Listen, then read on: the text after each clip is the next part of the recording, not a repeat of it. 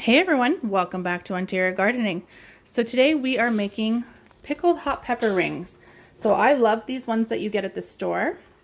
They're usually like a banana pepper, but looking at the back of all the ingredients, like what do you mean it might contain milk, eggs, fish, soy, all this stuff? So I want a cleaner version that's going to taste similar to this because I really do love this on pretty much every thing that you can put a condiment on. This goes on with it. So for this recipe, we are going to use from our garden. So you can use whatever peppers you want to use. Banana peppers, jalapenos, habaneros. I am using a mixture of the banana peppers. I grew shishitos this year. I've got jalapenos in here. I believe it might be a habanero or two. But I've got a mixture of different peppers.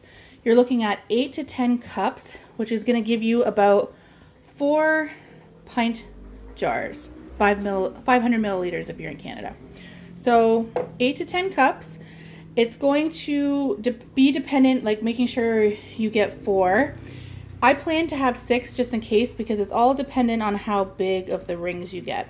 So you're going to take your pepper, cut off the ends, and you're going to keep the seeds in, similar to like you would find at the store, seeds in.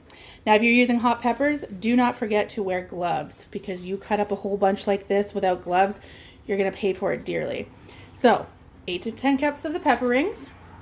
Then you're looking at 5 cups of distilled white vinegar, and you're looking for at least 5% to make it safe to water bath. A cup of water, 2 tablespoons of white sugar, 4 teaspoons of pickling salt. Mine's coarse, but you can get thinner. And 2 whole cloves of garlic. So pretty easy recipe. We're basically just going to pack these in our jars and pour a brine that we make on the stove over top and water bath them. So that's what we're going to do.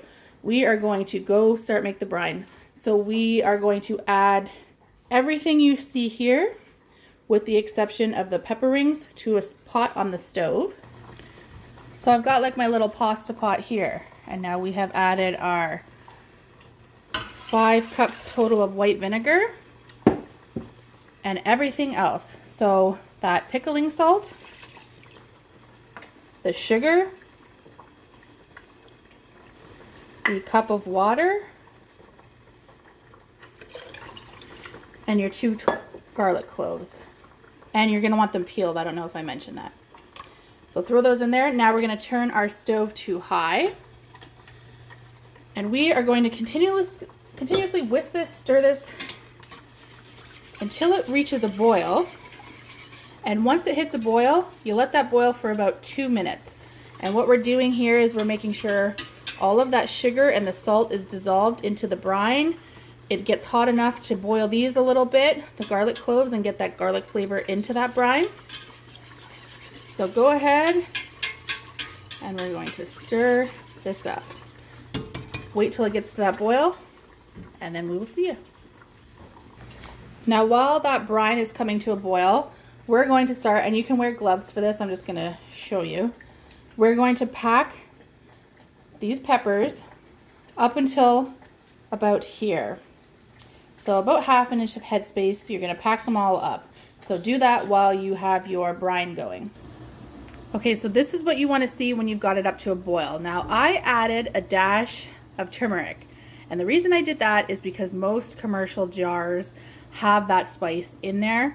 So just for a little extra flavor, don't worry about it if you don't want it. I just wanted to try it this year. So I added into it. That's why the color is different. But let this boil for 2 minutes. And then we're going to pull those 2 cloves out and pour this over our packed pepper ring jars. So just so you can see what I mean, and you probably already know if you like these, how it's got that yellowish color.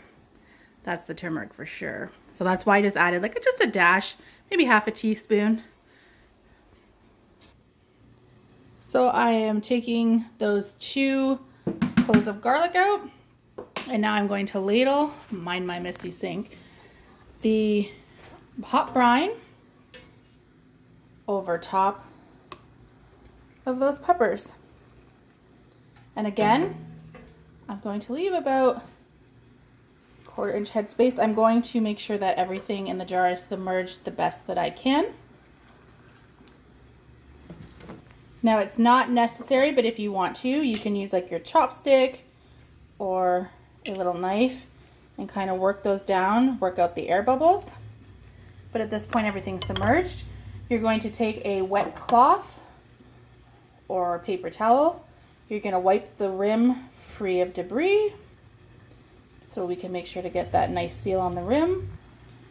Now we are going to add our lid, and we are going to put on a ring fingertip tight.